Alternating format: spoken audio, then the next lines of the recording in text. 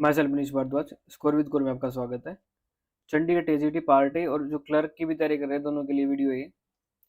अभी चंडीगढ़ टीजीटी के दिन कितने बच गए हैं? अगर मैं सीधा सीधा देखूं तो आज 13 तारीख है, तो 17-18 दिन तो ये हैं और 20 एक दिन वो है, तो 40 दिन मान के चलो कि 40 दिन है आपके पास। पार्ट ए के लिए बात करूंगा मैं। पार्ट एक तो क्लियर सिलेबस कहीं पे है नहीं पार्ट ए का। अभी तक पार्ट ए का क्लियर सिलेबस आया नहीं, सारा अजम्पशन बेस्ड है जो आपको दिख भी रहा होगा। तो शायद पेपर से पहले या 5-6 दिन के अंदर शायद वो सिलेबस लॉन्च कर दें, बट फिर भी आप एक पीजीटी वाले पेपर को मान के चलना कि उस तरीके का सिलेबस होगा। एक चंडीगढ़ टीजीटी का मेरा कॉमन ग्रुप है, एक तो पेड ग्रुप है जो मेरे कोर्स का है जिसने कोर्स लिया है, एक कॉमन ग्रुप भी है। कॉमन ग्रुप में मैंने JBT, NTT, PGT, special educator JBT और टीजीटी, ये सारे एग्जाम्स इसी साल हुए हैं आपके, जनवरी से लेकर अभी तक। तो इन पांचों एग्जाम्स की मैंने पीडीएफ शेयर करी है, उनको आप एक बार जाके देख लेना कि किस तरीके का चंडीगढ़ में पेपर आता है। अगर मैं टाइप ऑफ क्वेश्चंस की बात करूं तो जैसे पीजीटी का पेपर था, एनटीटी का था, एनटीटी नहीं पीजीटी का था, और स्पेशल एजुकेटर वगैरह था, इसमें पजल के क्वेश्चन आए हैं आपके रीजनिंग में। सेम मैथ के क्वेश्चन अच्छे लेवल के पूछे गए, जैसे प्रॉफिट लॉस है या और कोई सब्जेक्ट है। एक चीज और है, कई बच्चों का डाउट रहता है कि जैसे 4 या 5 क्वेश्चन बता रखे कि मैथ के आएंगे, तो क्या इससे ज्यादा आ सकते हैं? तो इससे ज्यादा भी आ सकते हैं, क्योंकि जेबीटी में जैसे जो स्पेशल जो भी जेबीटी का पेपर होता है, जो सिलेबस स्पेसिफाई किया था कि इतने क्वेश्चन इस टॉपिक से आएंगे, तो कईयों में देखने को मिला है कि ज्यादा भी आए हैं या कम भी आए हैं। जैसे उसमें साइंस के क्वेश्चन कम थे या मैथ के ज्यादा थे या रीजनिंग के कम थे, तो इस तरीके के ऐसा कोई कुछ पॉसिबिलिटी नहीं है कि इतने क्वेश्चन बोला तो इतने ही आएंगे, तो कम ज्यादा भी आ सकते हैं, तो उस हिसाब से अपनी तैयारी कर लेना। तो टाइप ऑफ क्वेश्चंस इन पेपरों में से देख लेना, मैं ग्रुप का लिंक डाल दूंगा उस जिसमें मैंने पेपर आपको डाले हुए हैं, तो उसको फॉलो कर लेना सारे। उसमें मैं कल को करंट अफेयर की पीडीएफ भी फ्री में डाल दूंगा आपको। तो टाइप ऑफ क्वेश्चंस आप देख लेना, ठीक है, कि किस तरह के क्वेश्चन पूछे जाते हैं। अब आगे मैं बात करूं, जो मेरा कोर्स चल रहा है टीजीटी का, तो उसमें काफी क्लासेस हो चुकी हैं, मेरे को लग रहा है 25 के करीब क्लास हो गई हैं, 20 से 25 के बीच में। जीके की, जैसे मैथ की मैंने करवा दी है, जो जो टॉपिक्स इंपॉर्टेंट है, फिर प्रैक्टिस सेट करवा दिए जिस तरीके का आपका पेपर आएगा, और मैं करवा ही रहा हूँ लगातार। तो पार्ट बी के पे भी आप फोकस कर लेना, और पार्ट ए तो चल ही रहा है। अब मैं आपको पहले मैंने हिंदी का रिजल्ट दिखा था, अब मैं आपको हिस्ट्री का रिजल्ट दिखाता हूँ। जैसे ये पीजीटी का पेपर अभी हुआ था, तो इसके रिजल्ट में ही देखो, मैं चीज बताता हूँ आपको।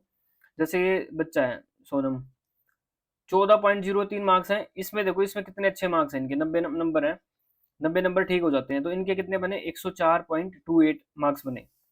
लेकिन यहाँ 14 है, मतलब 20 से ऊपर होने चाहिए, अगर 20 से कम है तो आपका सिलेक्शन वैसे ही नहीं है, तो ये आउट ऑफ सिलेक्शन हो गए।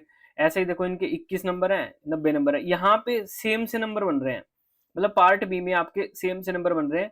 आपके साथ होने वाला है कि पार्ट बी में लगभग सेम से नंबर बनेंगे, इस बच्चे के 94 है, तो 2-3 नंबरों का फर्क है, लेकिन यहाँ पे डिफरेंस है। तो इस पार्ट ए में आप दूसरों से ज्यादा मार्क्स ले सकते हैं, compete कर सकते हैं।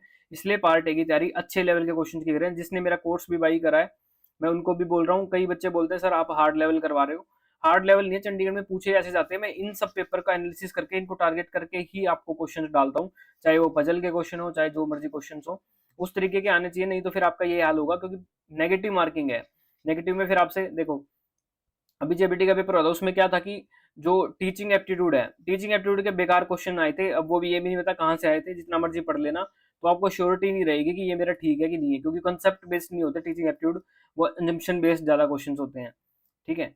तो आपको इसमें कोई श्योरिटी नहीं है, लेकिन मैथ में आप श्योरिटी से क्वेश्चन कर सकते हो, रीजनिंग में श्योरिटी से कर सकते हो, आप आईसीटी या कंप्यूटर में श्योरिटी से क्वेश्चन कर सकते हो। इसलिए मैं इन सब्जेक्ट्स पे ज्यादा फोकस कर रहा हूँ। टीचिंग एप्टीट्यूड के क्वेश्चन में प्रीवियस डाल दूंगा आपको करवा के, लेकिन मैं मेनली इन सब्जेक्ट पे इसीलिए फोकस करता हूँ या इंग्लिश पे करता हूँ, ताकि इनमें आप अच्छे मार्क्स ले लो।